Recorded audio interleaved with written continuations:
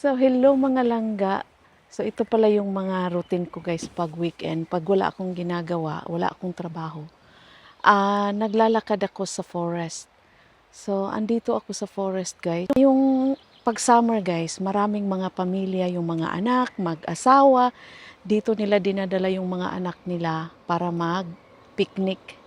So ito, ewan ko kung anong gagawin nila kasi lalagyan daw nila ng mga, yung parang natural habitats ba para magkaroon ng mga isda dito sa river.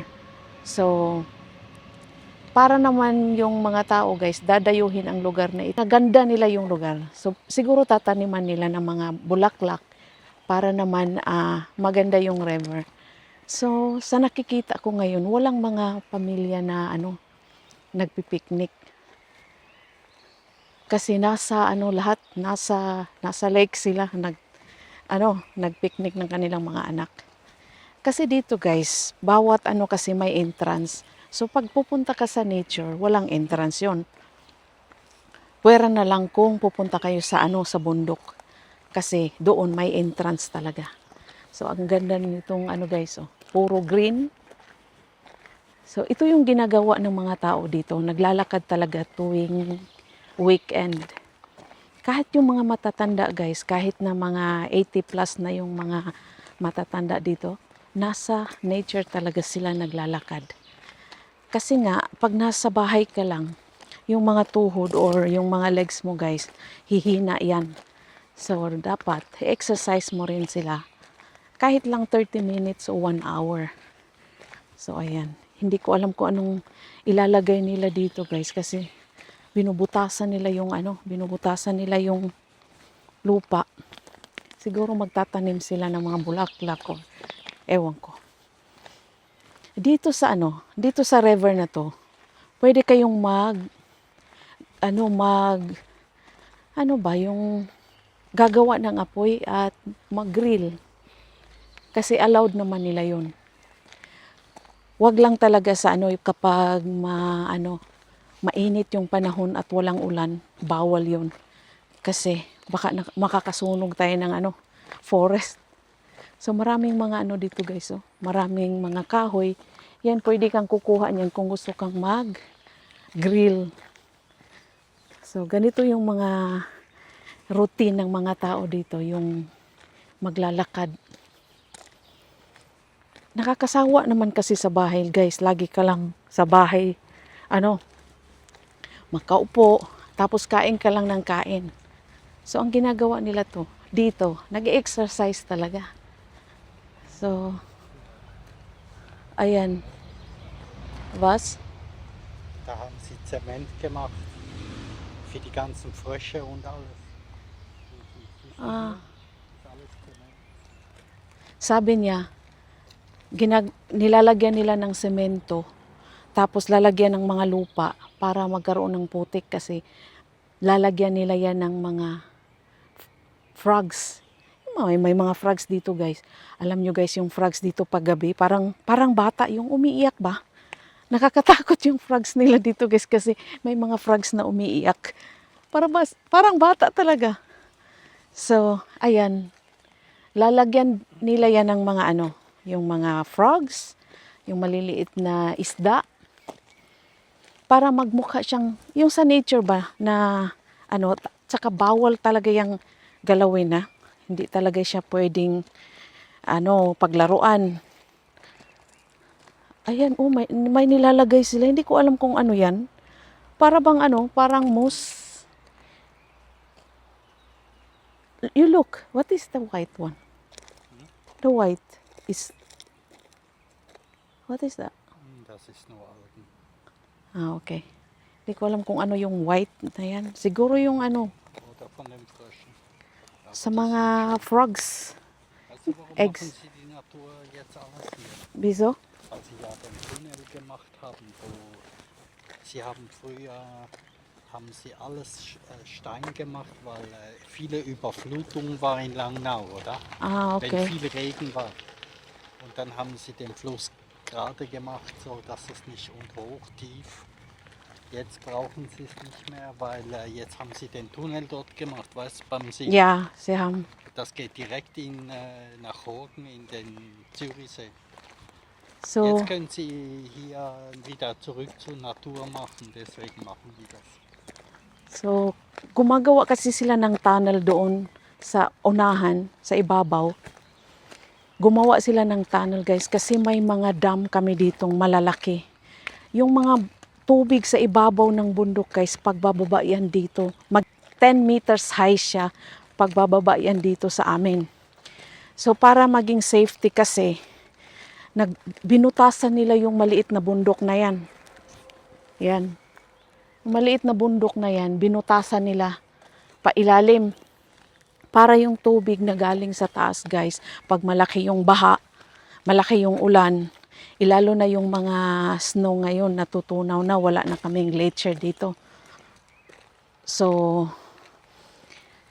nilalagyan nila ng butas yung bundok para pag magkaroon ng baha, doon siya mag-escape papunta sa lake. Hindi dito sa amin kasi 10 meters high yung guys. Parang magkaroon kami ng tsunami niyan. So, binutas nila doon sa ibabaw. Malapit lang din dito sa amin. Kaya pala, nilagyan nila yan ng ganito para magkaroon din naman ng buhay yung mga maliliit na maliliit na katulad ng frog, yung mga fish. Kasi doon, puro semento. Dito, lalagyan nila ng para magkaroon sila ng bahay. Para hindi naman sila mamamatay. Importante talaga dito guys, yung mga fish, yung mga insekto, yung mga importante sa kanila yan dito. Alaga nila yan. So, ganun yung ginagawa nila dito sa aming river. Pinalaki nila. At saka bawal manghuli. May isda dyan guys. Malalaki yung mga isda dyan ha. Pero bawal nyo yung hulihin. Kasi yung mga isda dito, pag nangingisda yung mga tao dito, kukuha ka muna ng license para manghuli ng isda. So ganito ka-peaceful dito guys. Tapos, hindi mainit. Kahit mainit yung araw, malamig naman yung hangin. So, ganyan. Ganyan yung ginagawa namin. Naglalakad kami. May mga wild duck din kami dito at saka bawal yan silang galawin, guys.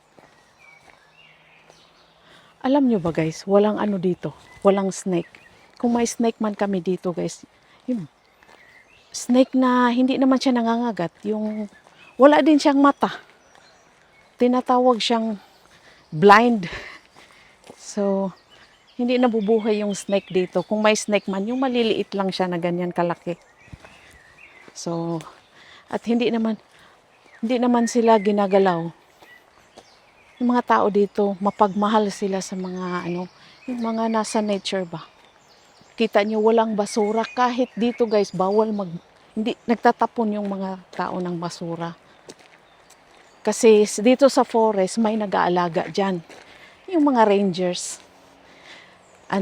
Sinusuyod yung mga na yan, itong forest na ito. Kasi left and right sa lugar na ito guys ay bundok. So nasa gitna kami. So pag mga tao dito naman, disciplinarian naman madisiplina sila Yung alam nila yung forest na bawal naman talaga magtapon. Lalo na yung mga plastic, hindi talaga tinatapon dito. So yun ang mga ginagawa. Kaya mas gusto namin dito guys, pag weekend, pag wala kaming trabaho, naglalakad talaga kami dito guys. Honey, it's close. Where we go? Huh? It's close. Where they go? Huh? Maybe the other side, that was two-way. The other side? Dot? Oh, sarado. Nasarado pala yung May nag-bike naman kanina pero hindi ko alam kung saan sila lumusot.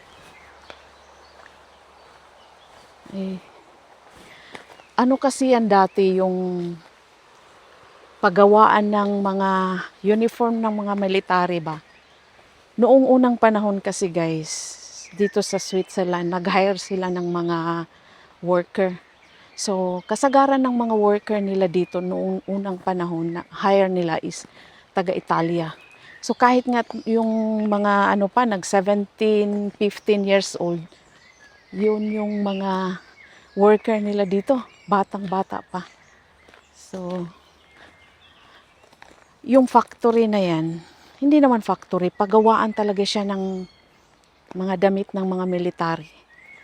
So, parang patahian talaga yan ng mga damit ng mga military. Kasi yung kaibigan ko guys, kasama ko sa trabaho, diyan siya dati nagtatrabaho. Ano pa daw siya 17 years old. Nagtatrabaho na siya. So, marami daw silang tinatahi dati, yung mga uniform. Kasi diyan nila ginagawa sa factory na yan. So, ngayon close na. Wala nang gumagawa dyan. Siguro i-renovate nila. May ano dito guys ba? May mga ibon na nagnanakaw ng mga... Kung may silver silang makita, yung shine ba? Shine yung ano. Ninanakaw nila guys. Dinadala nila sa kanilang nest.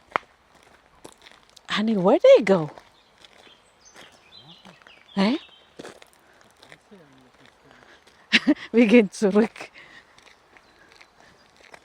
Ah, hindi ko alam kung... Hat doch gerade einen Velofahrer. Ja, vorher da war ein Velofahrer. Oder der war zurück. Sarado naman Alle kasi. zurückgekommen. So sarado, hindi kami makapag diretso doon. Balik na lang ulit kami. So, ganito kaganda yung ano guys, lugar. Alam nyo, ang maririnig nyo lang dito is yung ibon. So, nakakawala talaga siya ng stress, no? Kapag hindi maingay. Kasi ngayon, sa mga lugar na kanyang park, yung paliguan, guys, yung sa lake, napakadaming tao. Ayoko sa maraming tao, guys. Kasi, doon talaga, parang nakahiga na lang sila ba? Kasi pag maganda yung panahon, nasa sila, naliligo. Ngayon kung maligo sa lake guys, hindi ako marunong lumangoy. Malalim pa naman yung lake. Hindi nga ako pumupunta sa mga sa mga swimming pool. Kasi guys, nahiya ako. Kasi may swimming pool dito sa amin, dito sa town namin. Malapit lang din sa bahay. May pang adult, meron pang bata. Nahiya naman ako doon sa pang bata, guys, kasi wala akong anak. Noon, nung mga maliliit pa yung mga anak ko, guys. Lagi ko silang dinadala doon. So, pwede pa ako sa maliit na pool. Diyos ko, guys, hindi ako marunong lumangoy. Kaya, ayoko na lang pupunta sa pool. May mga pool din dito sa sa labas. Yung open ba? Kasi yung pool namin dito sa sa aming town, nasa loob ng building. Kasi pag winter guys, yung ginagamit yan ng mga school, yung mga bata kasi every week may mga swimming lesson sila. So ginagamit yan sa school. So lahat talaga ng bata dito guys, kailangan marunong lumangoy. Kasi required talaga yan ng school. So hanggang high school sila guys, tinuturuan silang lumangoy. Pag last na nila yung parang graduating na ba sila ng high school, pasusuotin sila ng jeans na pants at may ganito, may jacket sila. May sapatos, palanguyin yan guys. Tapos taiman yan. Siguro mga 6 meters siguro yung lalim o 7. Palanguyin yung bata. Para yan sa survival nila. So, lahat ng bata dito, lahat ng tao dito marunong lumangoy. Parang ako lang yatang hindi marunong lumangoy, guys. Hindi kasi ako marunong lumangoy, kaya hindi ako naliligo sa pool. So, ang ginagawa ko na lang, naglalakad ako sa forest.